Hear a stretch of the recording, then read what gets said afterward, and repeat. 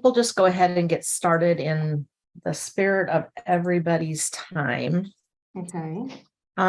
So let me I'll go through these first few slides and then introduce you, and then we'll get started. So just for those of you who were on, know that we are recording this. If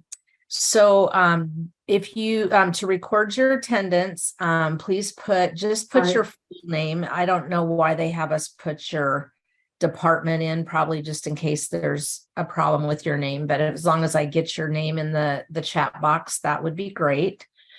And then if you go to the next slide, you are going to get one contact hour for attending the full presentation today. You will also, if you're transplant certified, get one sepsi for this as well. Go ahead to the next slide. And then again, to get to your nursing hours, you have to be present for the entire program. You will need to go into Apollo to create or to complete the evaluation, and then you will get your certificate. It'll be on your transcript. So, and there are no relevant financial relationships with Linda today. So without further ado, let me introduce our speaker, who I'm just so excited that you agreed to speak at one of our transplant lunch and learns, Linda. Linda is a case management nurse in the bariatrics clinic and the metabolic and bariatric surgery coordinator at Nebraska Medicine. She's worked at Nebraska Medicine and bariatric surgery since 2007. She is also the chair of the ambulatory nursing outcomes committee at Nebraska Med and serves on the practice analysis committee, certified bariatric nurse committee through the American Society for Metabolic and Bariatric Surgery. And she also just shared with me that she was just awarded a bariatric case manager of the year. Was that through that same organization, Linda? The American? Yeah, it was actually for certified bariatric nurses. So awesome. I was notified of that. So that's awesome. So she gets to go to Vegas in June here and do a presentation. So we're so excited that you're going to be representing Nebraska Med. So I'm going to go ahead and turn it over to you. Thank you so much. I appreciate all of you attending today. I don't have any financial disclosures. The only disclosure I always say is I'm a bariatric surgery patient myself. I'm almost at 20 years. So I'm very passionate, and I'm always not so objective because I'm so passionate. So please know this is just a kind of high level discussion. It's I could probably do an hour talk on every part of the objectives here. So and hopefully we'll have some time for questions and answers. And thank you again. So these are the objectives, is looking at the common bariatric procedures. And there's really two that we do here that will involve the transplant patients. I'm going to briefly describe the pre-op process, just so you see it's not a quick process. It's really in-depth and multidisciplinary. What our post-op care looks like while they're in the hospital.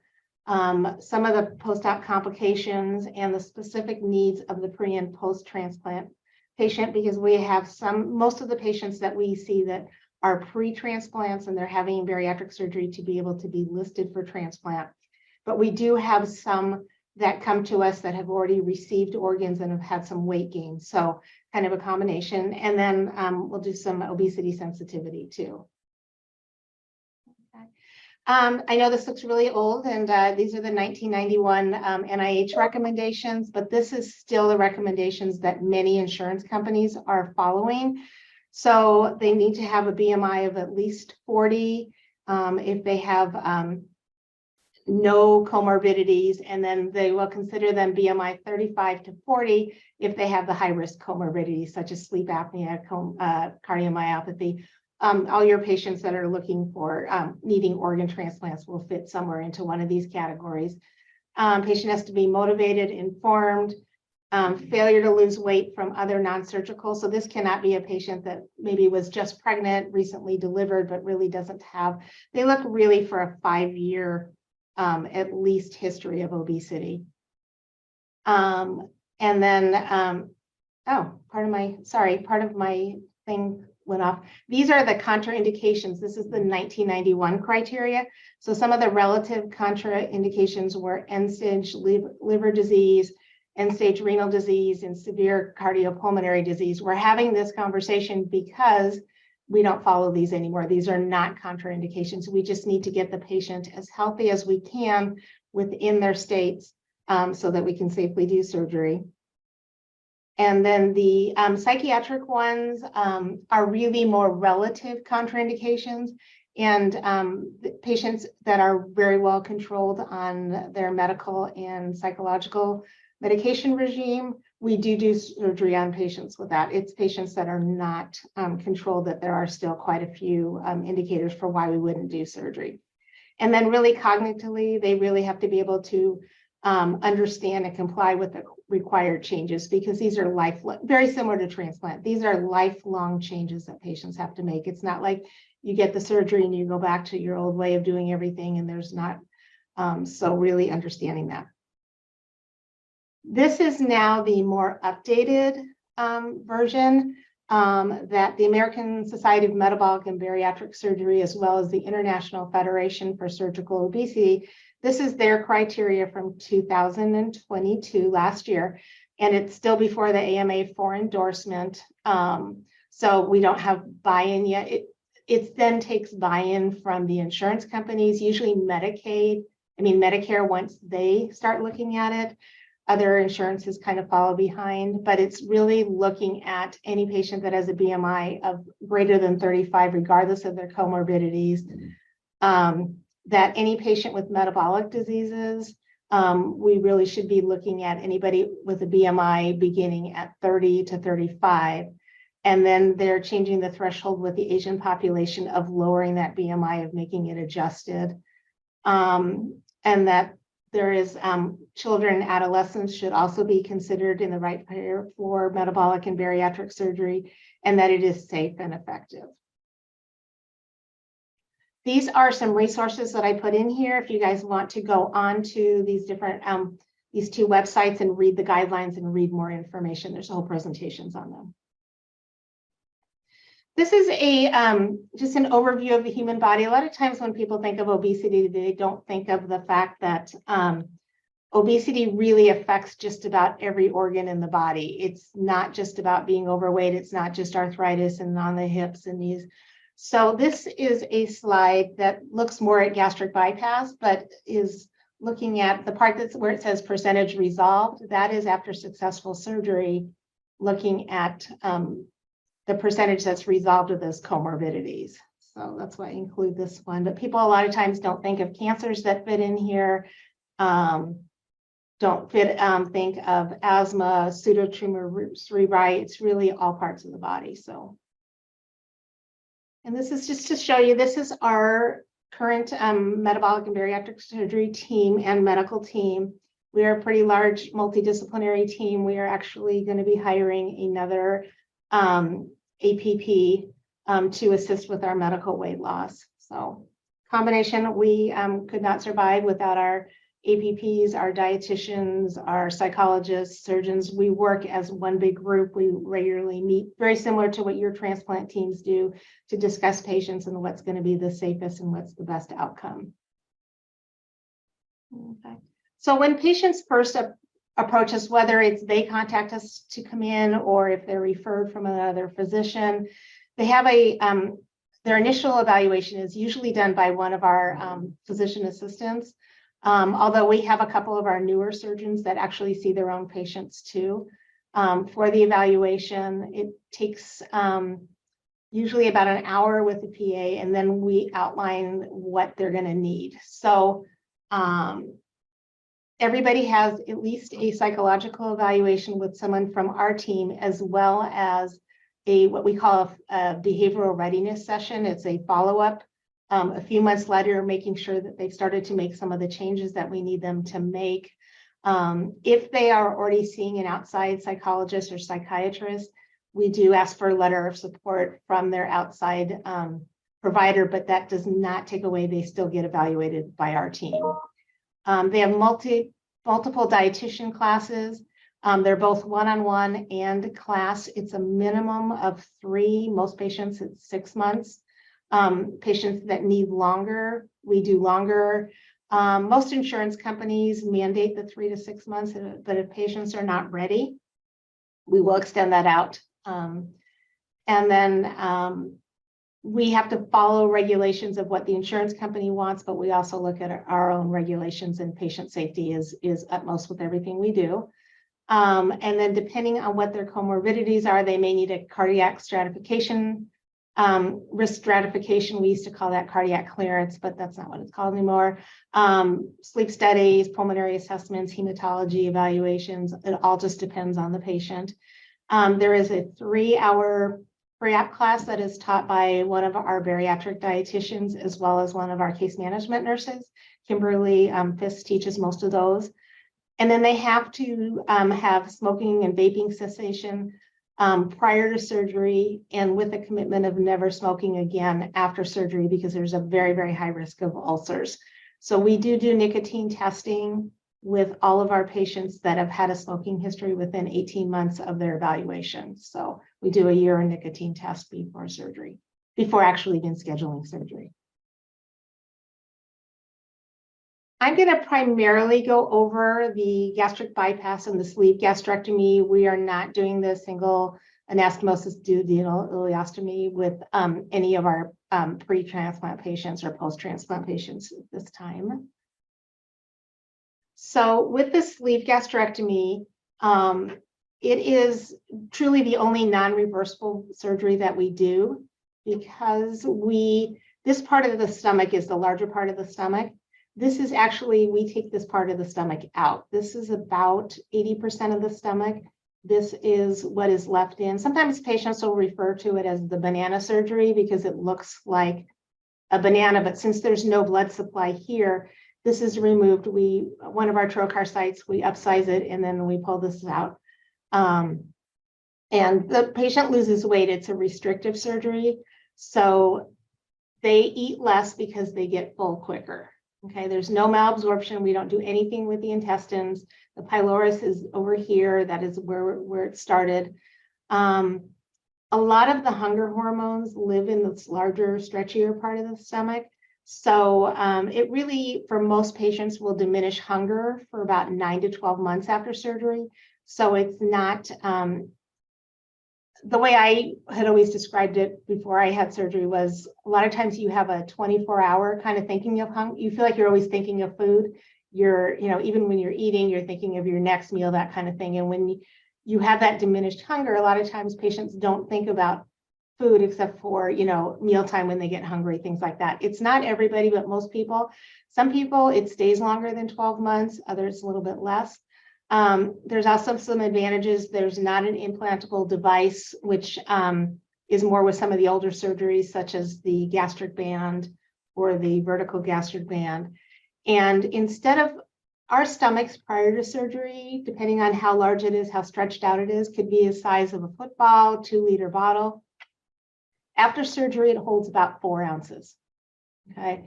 So that's why the patients feel fuller with less food, is because you just don't have the volume to put food in there. Some of the benefits is we see usually about 50 to 60% of excess body weight loss. So you take excess body weight loss, you take the patient's starting weight, and then you subtract out their ideal body weight, which most people can never get to. And that's how you come up with their excess body weight. We have good resolutions of comorbidities, similar to gastric bypass, with the exception of we don't see, actually this surgery will sometimes make reflux and GERD worse. So this is not a surgery that is done in any pre-lung transplant patients. But the nice thing is there's no intestinal bypass, so there's no dumping syndrome, and I'll go into that in a minute when I do the gastric bypass. There also is less vitamin deficiencies, protein malnutrition. Also, a lot of less issues when it comes to malabsorption of medications because you haven't bypassed the intestines at all. So that's why it is for most of transplant patients, it is the preferred operation. There's no foreign body, which you see in the in the banding. And if a patient has inadequate weight loss or severe GERD, it can be a second stage, and we can second stage it to a gastric bypass after we do this. In fact, when the sleeve gastrectomy was first imagined and first done, the sleeves were much larger. It was actually a two-stage procedure. It was, you would do this procedure on patients with severe cardiac disease, severe pulmonary disease, patients that couldn't tolerate anesthesia, patients whose livers were so big that they couldn't get in and do the gastric bypass. So you would do this, patient would lose, 75 to 100 pounds, and then we would convert to gastric bypass. And our data was very similar to the national data, was showing that most patients never needed a second operation. So they started making the sleeves much smaller to about the 2 to 4 ounce size, so that this would be a standalone procedure. But we still are able to convert to a gastric bypass if we need to. So I'm going to move on to the gastric bypass, a little bit different. This is the, when you hear some people talk about weight loss surgery, this is the gold standard with weight loss surgery. It's the gastric bypass used to be done open, now done almost entirely laparoscopic. The stomach is really divided into two portions. So initially this was attached here into one large stomach. So this is the gastric pouch. It is actually about the size of a medium egg. And then this is the rest of the stomach. This is where all of the digestive enzymes are, the hormones, a lot of them are in here too. One thing I want to point out is, so when we divide, your esophagus is up here, food comes down here, comes down into, sits in your gastric pouch, and then slowly goes down into what's called the roux limb down here. There is no, since you have no digestive enzymes here, there is no absorption that takes place, and there's no digestion that takes place. The pylorus valve right over here, normally prior to surgery, one of the functions of the pylorus valve is it kind of controls how fast sugar and fat essentially dump into our small intestine. Since this side doesn't see food anymore, the pylorus valve really serves no function. So if somebody eats something high in fat and high in sugar, it will come in here and it'll essentially dump into the small intestine. And I'll go into that in a minute, but I wanted to show you with the picture what that looks like. So what happens is the digestive enzymes then take this little pathway down here. This is usually about 125 centimeters long of no digestion. Down here where they meet is where digestion starts taking place, and then it travels down. So we have two connections that need to be healed up here. This is the GG junction, and then this is our jejunal anastomosis down here. Okay. So average weight loss is usually a little bit higher with the gastric bypass than with the sleeve. It's usually about 77% of what the patient needs to lose. And usually it takes about a year to year and a half with both surgeries for the patient to lose the weight that they're going to lose. Usually at about 10 years, most patients will regain about 10 to 15%. We're seeing this with sleeves too.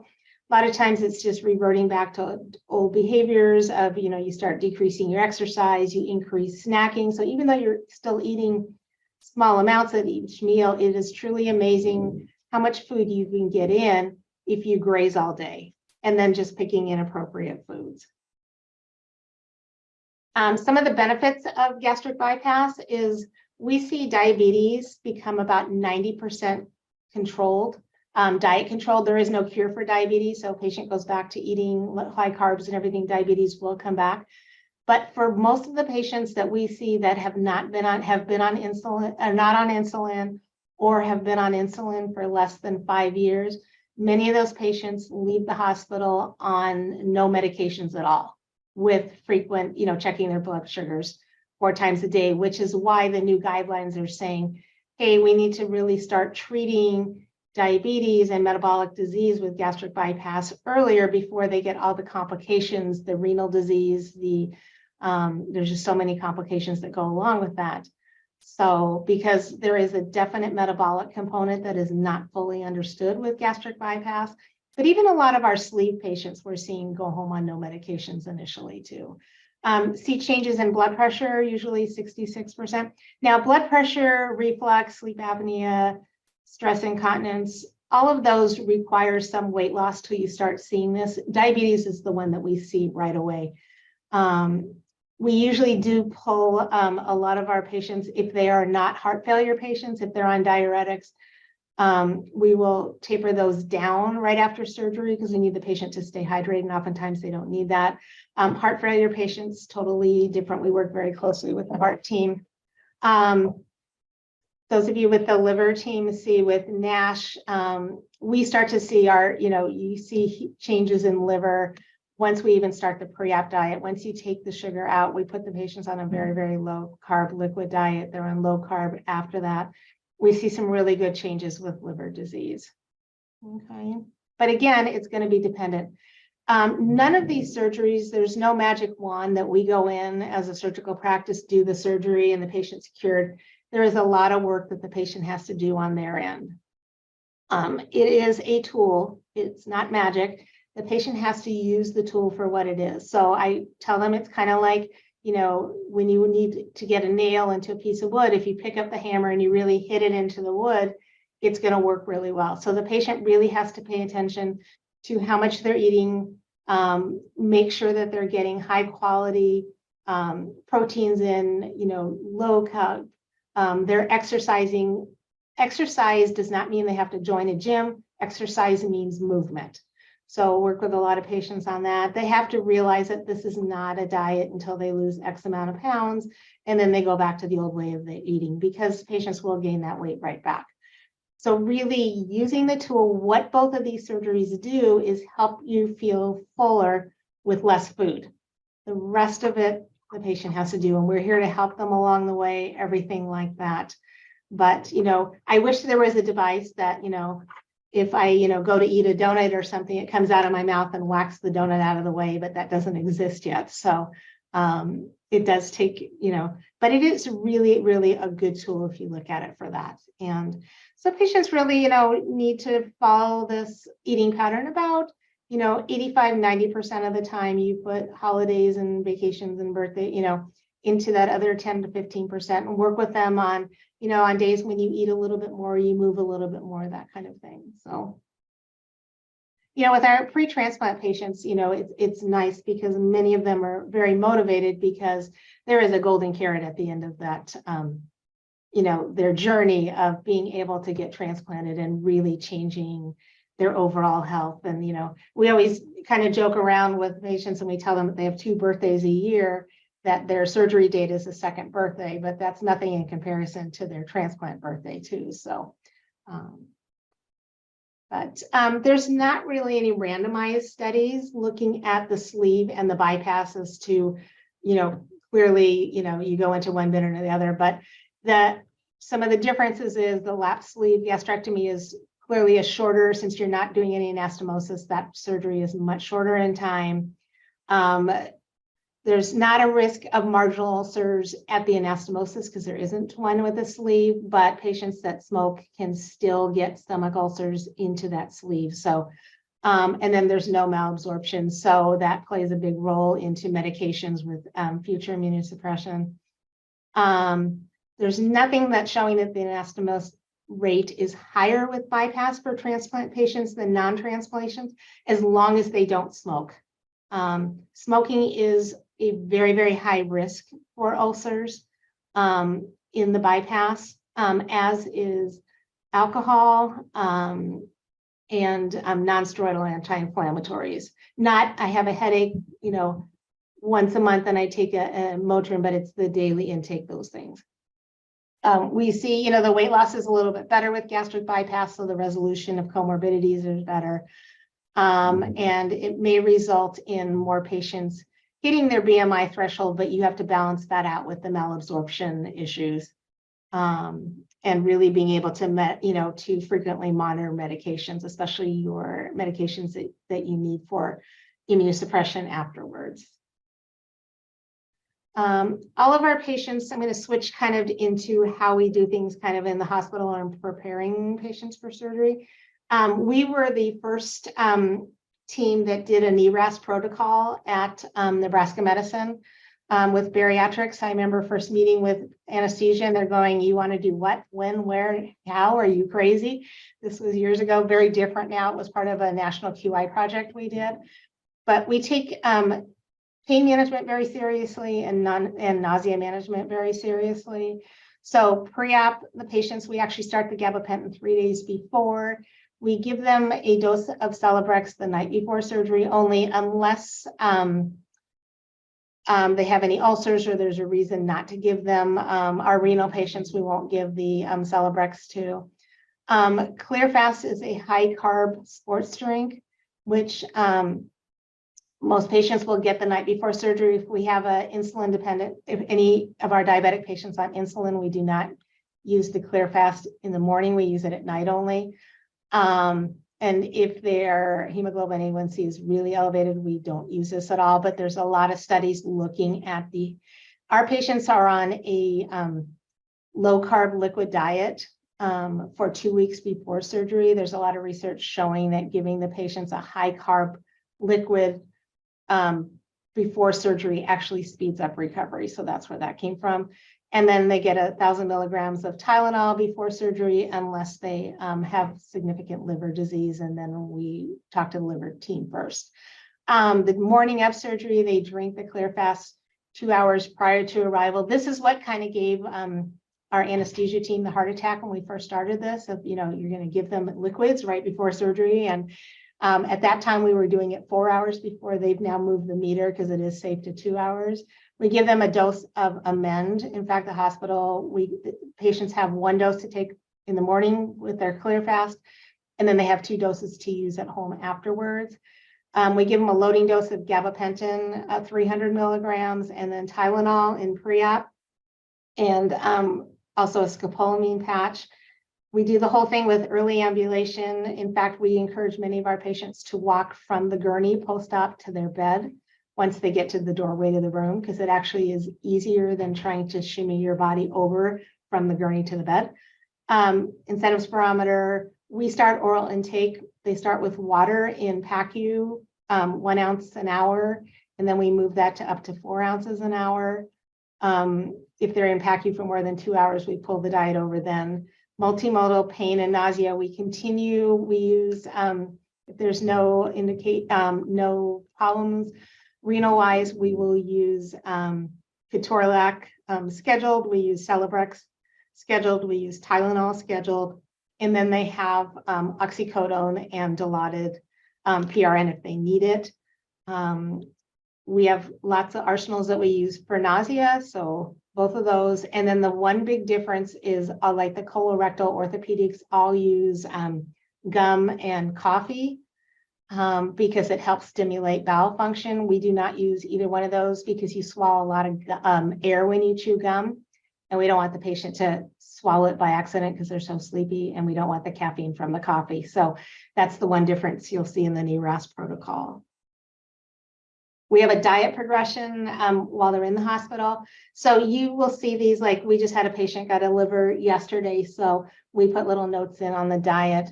So all of our patients, we don't do juice. It's too high in sugar, a lot of calories too. No pop or soda because it's carbonated and the bubbles, even like Diet Coke, Diet Sprite will hurt because of the pinging of the we don't do straws initially because every time you suck up in a straw, you got this much air that you have to get rid of.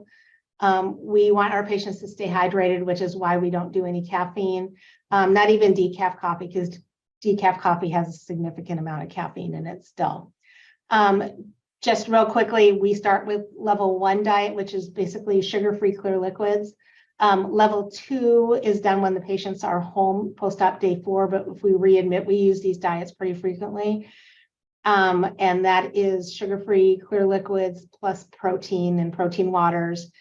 And then we decided, since our patients are on liquid diets for so long, 2 weeks before and then 2 weeks after, at a week, we let them have a tablespoon of cottage cheese or low carb Greek yogurt or ricotta cheese. And our patients just are so excited. It doesn't provide a lot of nutrition, but it gives them, they get to use their teeth again, and it's something other than liquids. So, and then level 3 is really a soft pureed low carb diet, and there's menus on all these diets in our system. And then level 4 is really a regular diet minus the carbs. So if a patient orders the hamburger, they'll come on a lettuce wrap, those kind of things. Okay.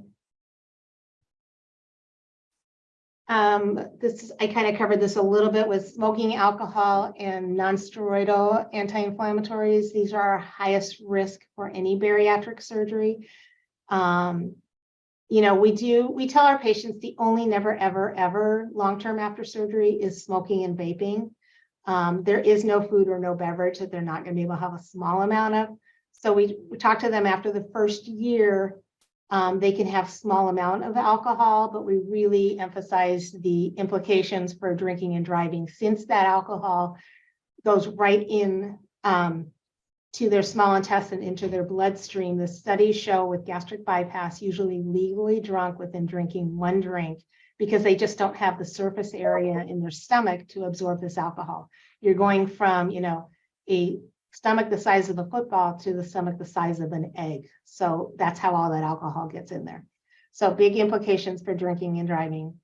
And then just not doing the non-steroidal daily intakes. Occasional PRN may be okay to use. Patients with sleeve gastrectomy, there's a little bit more leeway than with bypasses. And even, we can use, if they have to be on something, we can use something, making sure they're still on a PPI and using Carafate if we need to in between. But it's really, those are kind of the 3 risks. But we tell our patients that when we get them ready for surgery and after surgery, we explain why they're on the diet that they're on, and that, they don't need the Last Supper syndrome, because there is no food or no beverage they're not going to be able to have. Down the road, it's their birthday and they want a bite of cake. And if they have their protein in and they tolerate it, they can have that bite of cake, those kind of things. So there really is no food or drink, that they can't have anymore. What they're not going to be able to do is to use food as a coping mechanism, because they will feel sick,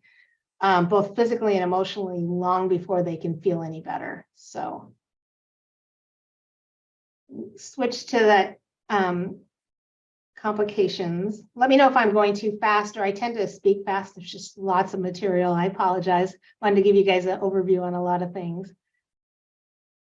So this is kind of our standards that we have in the hospital, and our patients go home with these. These are kind of the red to call the physician. Now, if you have a patient, that pulsed less than 60, if they're beta blocked and they're always in the 50s, then we move that a little bit. But first sign of any kind of complication with a leak or infection or dehydration is usually tachycardia. So that's a big one, is tachycardia, temperature, respiratory. We are like sticklers. I drive the nurses crazy about making sure we have to have urine output measured. So not patient occurrences. We want to know how many mLs are coming out. Okay. Blood pressure issues, inadequate pain control, nausea control. Hiccups, we're not talking about 1 hiccup an hour or something like that. Patients have a lot of hiccups. It means there's a lot of air that's in their excluded stomach. So we need to look at that. Any patient that is not normally on oxygen, that all of a sudden is now needing 5 liters or more to maintain their oxygen saturations, we want to know about that. And we tell the staff that these need to come through as urgent. Fevers, tachycardia, shortness of breath. Patients, when they have a leak, and I'll go into more detail on that, sometimes they're just like, I know something's really wrong. I don't know what it is, but it's like this feeling of impending doom. And patients are usually right. It's not a complication that we see a lot, but when patients tell us, that's one of the scariest things. I tell my patients, if something isn't really genuinely doesn't feel right, that's an immediate phone call to us. So, and they go home with these same instructions. There's a whole bunch more that they go home with. We're an academic team. We tell them there is no stupid questions except for the ones that they don't ask. And then just reminding staff, and you guys, I'm sure, do the same thing, that if an alarm goes off when they're inpatient, it's going off for a reason, and to check it out each time it goes off. Okay. Some of the risks that we see with a sleeve gastrectomy is there can be a leak, which means that along that long staple line along the stomach, there's a little bit of opening. We do a leak test in the operating room on all of our patients. You never take a patient out of the OR with a positive leak test. If they have a positive leak test in the OR, you repair it, you re-leak test, and make sure you have a negative leak test before you ever take a patient out of the operating room. But there can be leaks that show up later on down the road. There can be post-op bleeding. Probably the most common thing that we see more with the sleeve is nausea and vomiting. That's why. So, am I concerned that they're going to, if they start vomiting, rip out their long staple line? That would take a lot of vomiting to do that.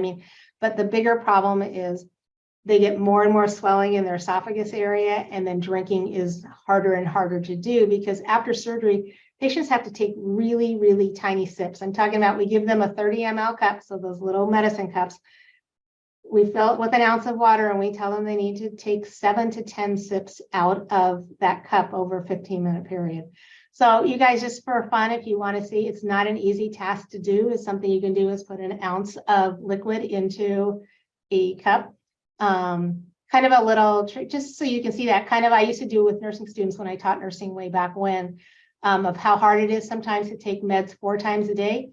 Put a week's worth of Skittles or something like that, that's not going to melt, into a medicine cup with the instructions of take 1 4 times a day, and you'll be amazed at to how many Skittles you have left at the end of the week. These are things that we can do as healthcare professionals to just kind of give us an idea of how hard some of these instructions are that we give patients to do. And doing it with something like Skittles, if we have a hard time with Skittles or some kind of candy that you like, just imagine what it's like with medication that maybe doesn't taste as good or that kind of thing. So they can have thrombolytic events, DVTs, PEs, wound problems. You can have infections. We don't see, most of the wound issues that we see are more of a reaction to the skin glue than true infections.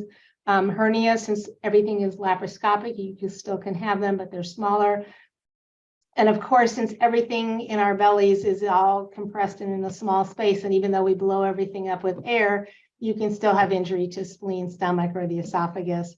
Pneumonia is always a problem. We really work with our patients, even pre-op, of this is how you use an incentive spirometer. This is what we want you to do. This is why, is to prevent.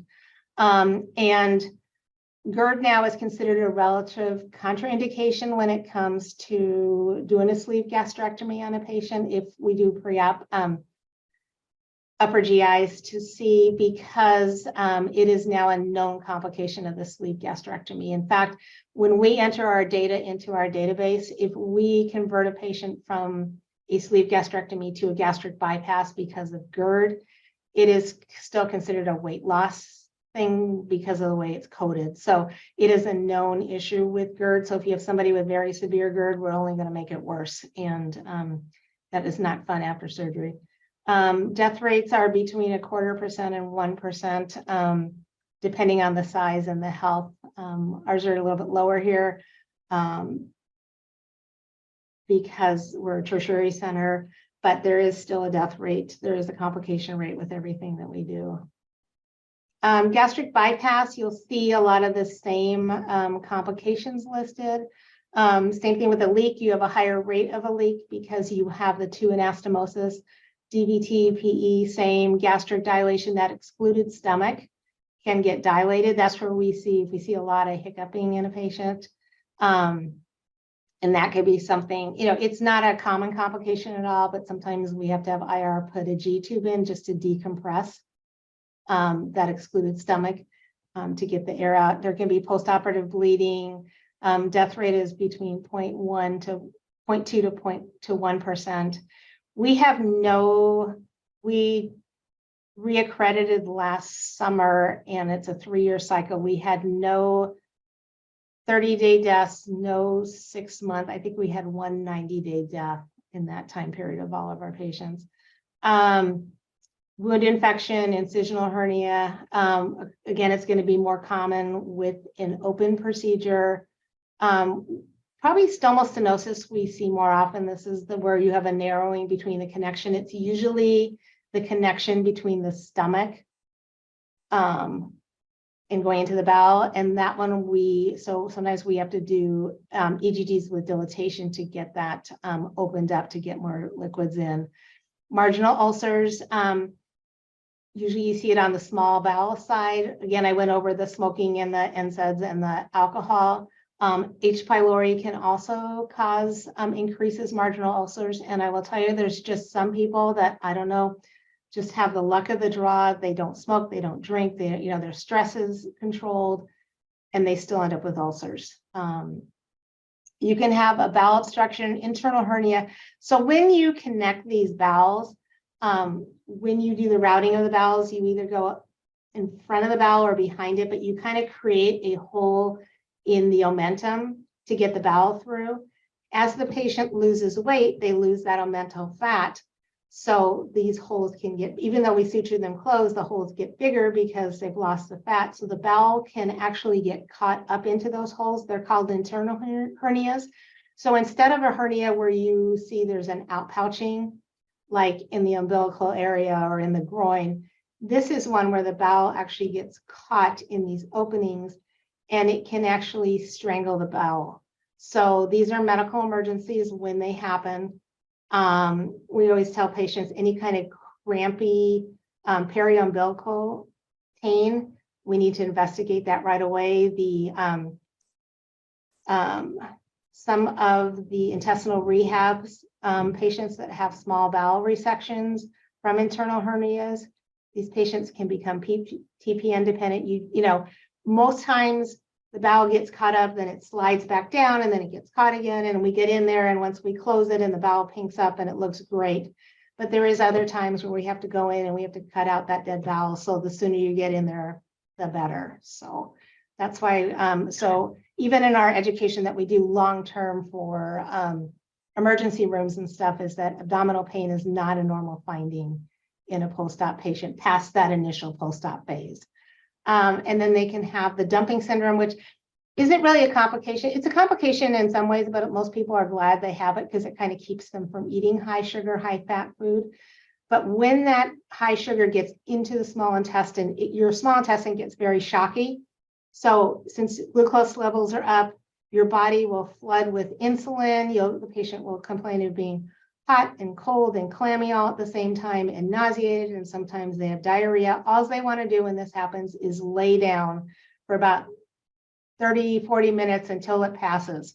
If they're home, not great, but they can lay down and doing it. If you're at work or you're driving in a car, all these kind of things. So, and the problem is you don't always know if you eat something high in sugar and high in fat, exactly when the dumping syndrome occurs, because it depends on how fast the food gets out of your stomach. So in a patient, let's say that has diabetes and has some gastroparesis, that's going to take longer than somebody else that may have, some IBD, and it goes out much faster. So it's not like you can say, okay, I'm going to eat this, so I have time to get home, and then I can lay down. So most patients are kind of glad they have it. I would say probably 75 to 80% of patients have dumping syndrome that first year after gastric bypass, but not everybody does. We also do offer weight loss options too, and we use this in conjunction. We have medical weight loss medications. We have 2 bariatricians. We have one APRN that also does our medical weight loss, and we'll have a second one coming in. We have dietitian supervised weight loss. So they work with our medication patients, but they also do supervised weight loss for our both our surgical and non-surgical patients that just want diet supervised. And then we have a meal replacement, which is called New Directions. We use these, some patients are on these programs, medical weight loss, while they're working towards surgery. We can also use medications, things like that, as a very strong tool after surgery, if down the road the patient starting to gain weight and needs more medication options and just needs a little stronger tool. Again, it's not going to, there's no medication out there that is going to, the patient still has to pick the appropriate foods. They still have to exercise, all those kind of things. there's nothing where you can say, okay, we're going to do meds and you don't have to do anything more. It really is looking at it as a tool. Looking at our transplant patients. So we have, most of ours are pre-transplant, but we occasionally do have some post-transplant patients. And what I did, I'm not going to go into a lot of these, is I put some articles in here for you guys to read that relate with, this is probably the most current one that I found that really looked at transplant in end-stage organ and looked at more that, looked at heart failure, and it's actually a really good liver patients, lungs, kidney. So definitely, I would say worth reading. Usually our liver transplants is usually any kind of BMI over 40. So it's really important to get those patients with a BMI under 40. And then usually, this is what I found in the literature, but I don't know how accurate it is. If it's really, that's about 20 to 30% of pre-liver transplant patients that fall into this range of BMIs over 40. It's 100% for the patients that we see, but and then this just talks about some of the increased mortality when it comes to liver function. And with liver, usually the sleeve is the surgery of choice because the gastric bypass, there are some studies that show that it can accelerate liver disease. This is probably our largest cohort of patients, is our heart failure and our LVAD patients that we have I think we have had 16 patients so far that have received hearts over the last 7 years. This is a small study. We need to publish our data here, which is why we don't have our data here, because it's not published. Looking at heart transplant through lungs. This is a small study looking at interstitial lung disease. So there is a relative, and it's on here, complication that a patient will, if they have GERD, and you guys are the experts in this, I am not. I don't know if this is still one, but from our understanding on our team, is that if a patient has gastroesophageal reflux disease, that they usually will not do lung transplant on a patient. So this is the one organ system where you don't want to do a surgery that is a higher risk of GERD post-op, which is why gastric bypass is usually better. But again, you have to weigh the risks and the benefits and the malabsorption. Every patient's going to be a little bit different. There's no, across the board, just like with your transplants, and when you do them, you have guidance, but there's always patients that fall outside of that guidance, because you're going to do whatever the patient's going to be safest for the patient. And then the last part, and I will do this quick so that we can have a little bit of time for questions, is really weight discrimination is the last form of acceptable discrimination in the US. Social, employment, education, media, healthcare. If you look at even at like Nebraska Medicine's employment policy, there's nothing in the discrimination thing on that deals with any kind of weight discrimination. And even though I work in obesity medicine, you see weight discrimination on the other side too, with patients that are very, very thin. So we just need to remember that obese patients tend to shy away from doctors and hospitals because they are embarrassed and humiliated oftentimes, and that anti-fat attitudes among all of us can affect our clinical judgment and deter obese patients from seeking care. It's kind of like a continuum that we need to find a break in here, because we find a lot of our obese patients tend to have more comorbidities.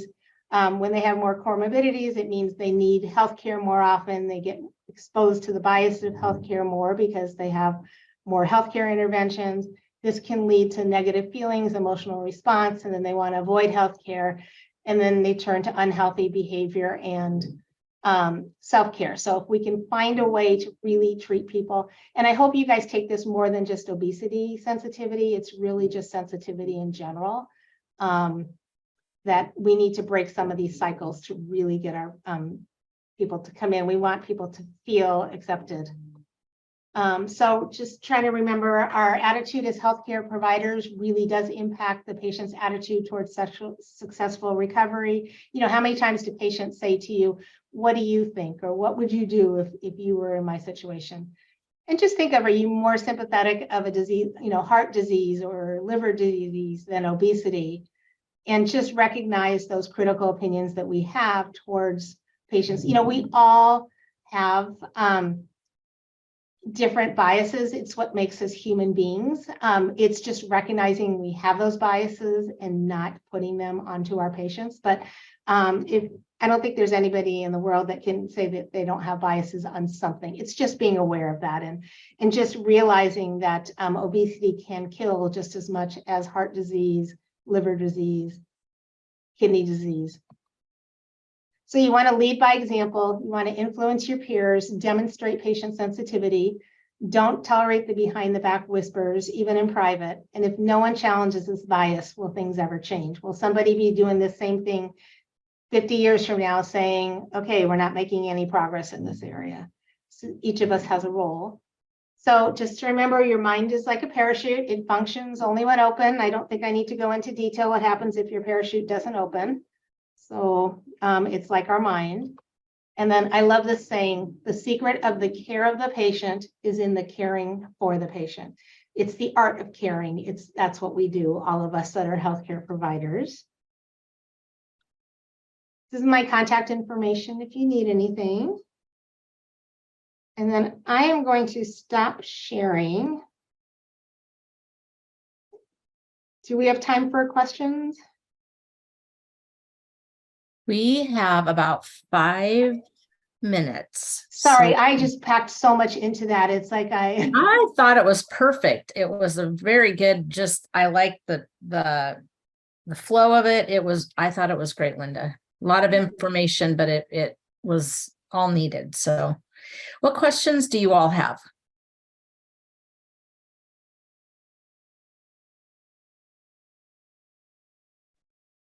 Linda, maybe I missed this, but you said one of the things that after surgery they can't do is smoke and vape. For obvious reasons, that's not good for you, but specifically after the bypass surgery. It is because of that, in addition to all the organ stuff, it is because of the high risk of ulcers. Ulcer, okay. Yeah, at those anastomosis sites and the sleeve gastrectomy at that long staple line. And those ulcers, if they rupture, can be deadly. What percentage of patients go back to smoking and vaping? Do you have a sense for what that percentage is?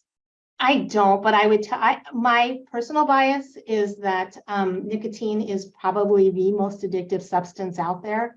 So one cigarette goes to a half a pack to a pack very, very quickly.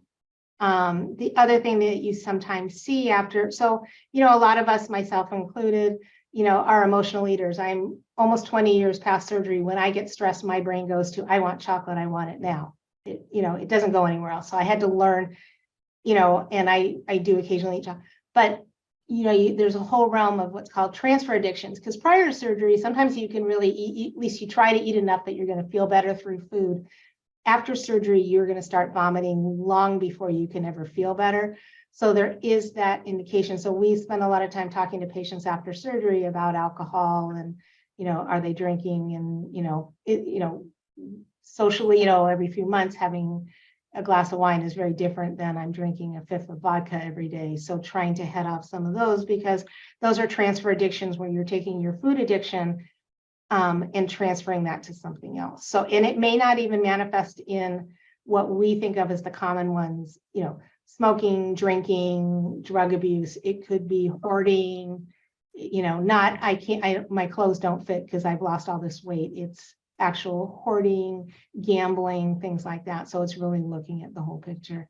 I think the one thing I did not leave out of that I left out of my talk, that's probably the most important thing, is I think when you're contemplating referrals to bariatric surgery, especially with patients with liver disease, the sooner you send it to us, the better. It usually takes about 9 to 12 months until patients have surgery. There's no urgent, insurance companies don't consider an urgency, that it's medically, we don't only do surgery on patients that are medically need it. So that's the easy part. You know, we're not going to do a surgery on somebody that medically doesn't need surgery.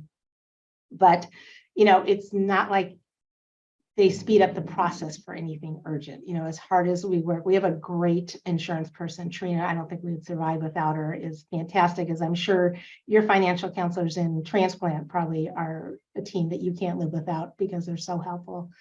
But it's really the sooner if you can get patients to us before they have encephalopathy, before they have these huge ascites, it's better. You know, we try to speed up the process as much as we can, get them in quicker for the initial, but it's not a quick. There are, I want to say, I think about 3 centers in the United States now, we are not one of them, that are actually doing sleeve gastrectomy at the same time as a heart transplant, which has its risks. And I mean, yeah, so it's transplanting patients at higher BMI. Yeah. So, but it's very, very new. So it is not something that I want to say it's not something that we would never do here. We're not considering it right now, but if COVID taught us anything and taught me anything, it's never say never, because we did a lot during COVID that we didn't know could be done. You know, we did some same day discharge, you know, we all learned how to pivot in ways that we never thought we could pivot. So I don't want to say we'll never do it, but right now we are not one of those centers. But if you do hear, I think there are, and I do not know where, I think one, I can find out, probably one in Texas, probably one on the East Coast. But that's something that is just within the last year. Because being on the practice analysis committee for the CBN exam, we have to make sure that we're testing everything. So that's how I know some of the new things that are out there. And but any other questions? That was a good question, Kelly. Sorry, I went off on a tangent. Hey, Linda, this is Laura from Kidney Transplant. So I'm curious, and we send a lot of patients pre-transplant that need to get their BMI down. How often, because I really don't know, like how often are those patients going to surgery and how often are they able to do medical management? Because I think sometimes we'll tell patients bariatrics and they get really scared by that and they don't want to have surgery. And we try to say, you know, go, because there's also medical management options. Like, does it usually end in surgery? Or we are actually, it just depends on how much weight they lose, what they want to do. But we are actually changing our referral process a little bit now to kind of divide that out. Mm-hmm. So, you know, where, let's say you're referring, you can put surgical, you can put medical, you could put, I'm not sure, you know what I mean, to make sure that we cover that. You know, sometimes we'll have a patient pre-transplant that'll, like a kidney, that they're doing very well on medical management and they want to postpone surgery, and we do that. And then usually they come back and say no, you know, because there's stalls, things like that. But it depends. I would say, I can tell you with LVAD patients, because that's probably my most experience, is those patients are almost entirely surgical. But of course, we can use a tool, and sometimes we can start, and it will depend on comorbidities, what medications we can and can't use. But we definitely can use medications during the pre-op part to help them lose some weight, to get ready, to get them closer. Okay. So that's why we have this now kind of fluid floating in and out of between the two programs. It's not like, oh, you're in this bucket and you're going to stay in this bucket. So, okay. But we find that sometimes patients tell us they don't know why they were referred. It doesn't happen as much anymore. It used to be more older, and sometimes they get upset that they were referred to us, and it's not a judgment on you. You know, and that's what we tell them is, we're not judging you because you're overweight. We want to help you get to your goal of better health and being able to get this transplant. So, great. Well, thank you. This is a really great talk. Appreciate it. Did I answer your question? Super important. Yes, you did. Okay, perfect. Well, I see that it's 1 o'clock. If you guys come up with any questions, or anybody that's watching this on video, just feel free to email me anytime. I'm definitely, I love to learn, so I really want to learn more on the transplant end. Part of why I stayed in this job this long is because I get to learn something new every day. I learn from all of you. I learn from my patients. I learn from mistakes that I make, and I'm always available to help. And thank you so much for your time and listening and everything. Thank you, Linda. This was awesome. We very much appreciate you. Everybody have a super weekend. Give me till Monday to get everybody's name in, but you do need to go in and do the evaluation if you want to get CEU credits for this. So I will try to get them in this afternoon, but just to be safe, just try on maybe Monday, just to be safe. Okay. Thank you all. Thank you. Thanks, Alicia. Bye.